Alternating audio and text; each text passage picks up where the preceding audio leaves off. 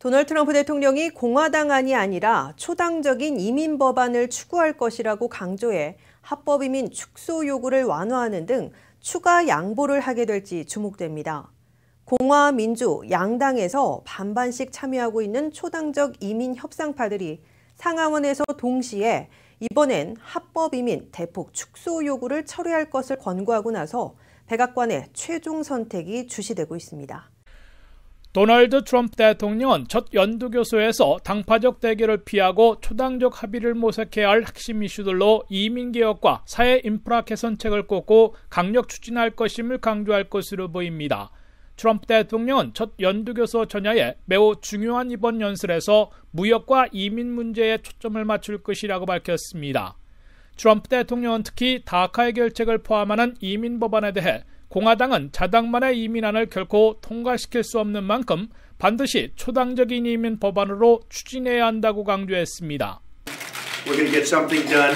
We hope it's got to be bipartisan because the Republicans really don't have the votes to get it done in any other way. So it has to be bipartisan. But hopefully the Democrats will join us, or enough of them will join us, so we can really do something great for DACA and for immigration generally.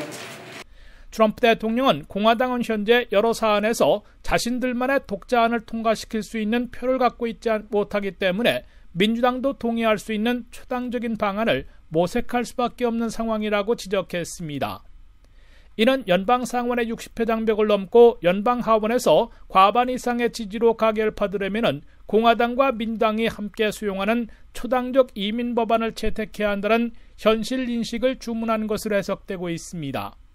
트럼프 대통령이 공화당 진영의 초당적 이민안을 촉구하고 나서 다카 해결을 위한 4대 기본안 중에 새로운 걸림돌이 되어 있는 합법 이민 40% 축소 제한을 철회하거나 수정하는 추가 양보할지 주목되고 있습니다.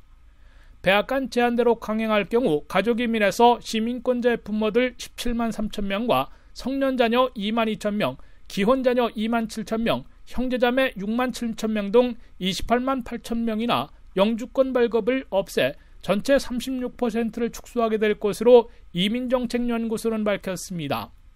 이에 대해 연방상하원에서는 공화민주양당에서 반반씩 초당적인 이민협상파들이 백악관의 합법 이민 축소 요구를 철회하라고 권고하고 나섰습니다.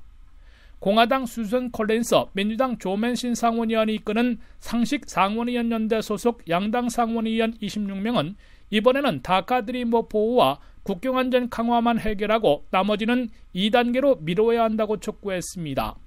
공화민주 양당에서 20여 명씩이 참여하고 있는 연방 하원의원 초당파 모임인 프로그램 솔버스 문제해결사 소속 하원의원 48명은 상원의 초당적 이민개혁 법안과 거의 같은 이민 법안을 상정하고 트럼프 대통령의 전향적인 선택을 기대하고 있습니다.